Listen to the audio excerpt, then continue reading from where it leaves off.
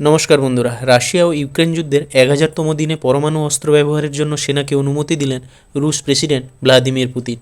এরপরই তৃতীয় বিশ্বযুদ্ধের ইঙ্গিত তীব্রতর হলো।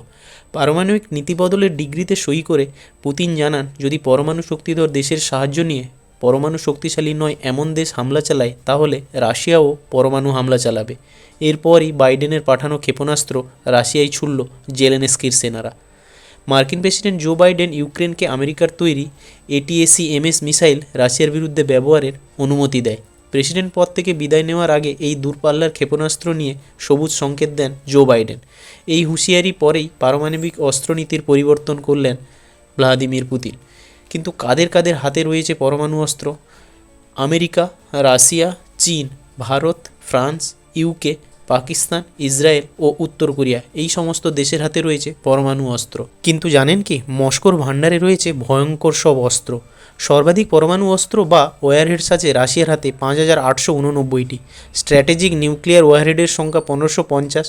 সোভিয়েত ভাঙার পর সোভিয়েত ইউনিয়নের পরমাণু অস্ত্রের বিপুল সম্ভার পেয়েছে রাশিয়া। এই বিপুল পরমাণু অস্ত্রের সাহায্যে বহুবার পৃথিবী ধ্বংসেরও ক্ষমতা রাখে মস্কো। রাশিয়ায় মোট 6টি জায়গায় পরমাণু ক্ষেপণাস্ত্র উৎক্ষেপণ কেন্দ্র আছে। পরমাণু বোমা রাখা আছে ইউক্রেনিকা ইঞ্জেলসের এয়ারবেসে। রয়েছে 12টি নিউক্লিয়ার শক্তিসম্পন্ন পরমাণু অস্ত্র সমৃদ্ধ ব্যালিস্টিক মিসাইল সাবমেরিন, তার মধ্যে 5টি ডেল্টা ক্লাস ও 7টি বোরেই ক্লাস লেভেল।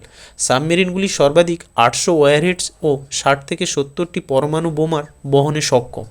পরমাণু বিজ্ঞানীদের দাবি, রুশ সেনার হাতে 812টি ল্যান্ড থেকে ল্যান্ড হামলা সক্ষম মিসাইল, 576টি সাবমেরিন থেকে হামলায় সক্ষম ব্যালিস্টিক মিসাইল এবং 200টি ভীষণ শক্তিশালী বোমারু ঘাঁটিতে পরমাণু অস্ত্র আছে।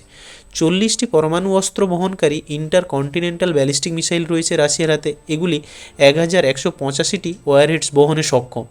নিউক্লিয়ার ফোর্স গড়তে 2022 সালে রাশিয়া খরচ করেছে $9.6 বিলিয়ন।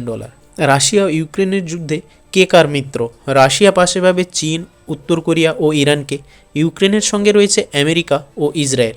যুদ্ধ শুরু হলে হিরোশিমা ও নাগাসাকির চেয়ে পরিস্থিতি ভয়াবহ হবে। লক্ষ লক্ষ মানুষের মৃত্যুর আশঙ্কাও রয়েছে। এর মধ্যে দু দেশের প্রধানের দু বক্তব্য উঠে এসছে। জেলেনস্কির বক্তব্য, রাশিয়াকে আরও জোর ধাক্কা দেওয়ার সময় এসে গিয়েছে। যতদিন বেশি পুতিন তার পদে থাকবেন, তত পরিস্থিতিই খারাপ হবে। অন্যদিকে ভ্লাদিমির পুতিন জানাচ্ছে, ইউক্রেন যদি আমেরিকার মদতে আমাদের লক্ষ্য করে ক্ষেপণাস্ত্র নিক্ষেপ করে, তবে পরমাণু অস্ত্র নিয়ে ভাবনা চিন্তা করবে।